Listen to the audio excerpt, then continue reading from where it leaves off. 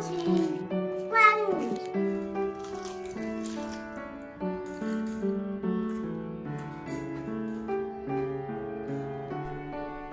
Hello mọi người, vậy là Tết sắp đến rồi và hôm nay mình sẽ làm một món ăn không thể thiếu trong mâm cơm ngày Tết của gia đình Việt, đó là nem rán.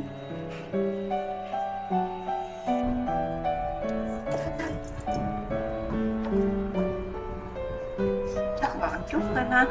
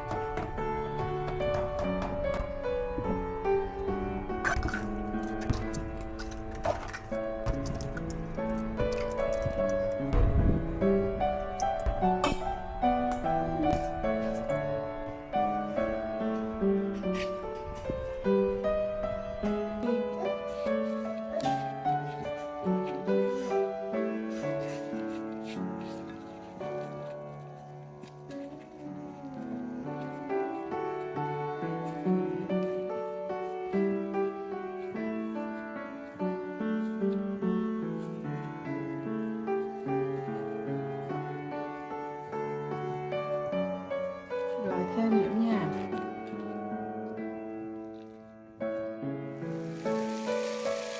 Hôm nay thì mình chỉ chiên sơ thôi, sau đó cất vào ngăn mát hoặc là ngăn tủ đông. Khi ăn thì mình sẽ mang ra chiên lại hoặc là bỏ vô nồi chiên không dầu.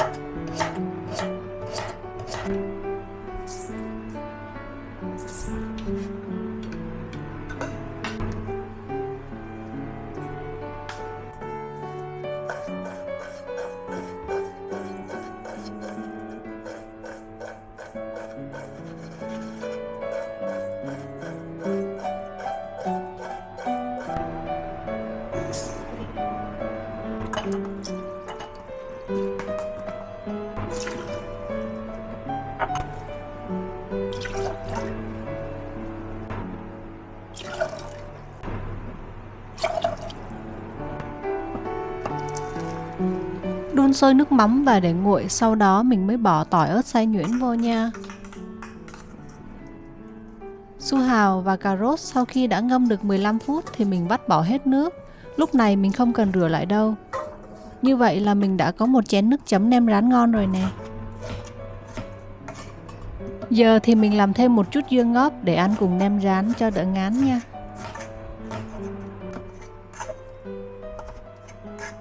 Vẫn là công thức cũ, su hào, cà rốt sau khi đã cắt miếng vừa ăn thì mình bỏ vô 2 thìa đường và 1 thìa muối, ngâm trong 15 phút.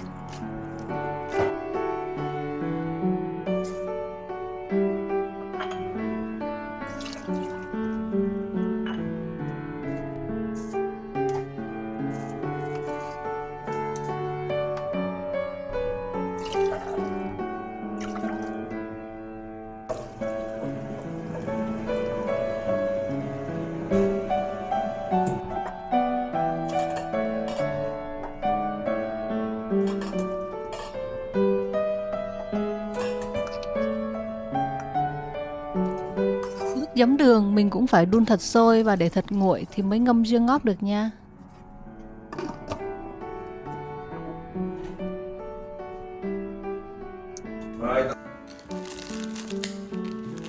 Con chim thơ mưa lèo.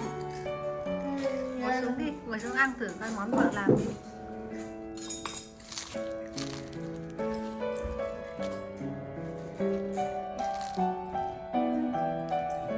Thịt bò. Bò ốc. Giòn.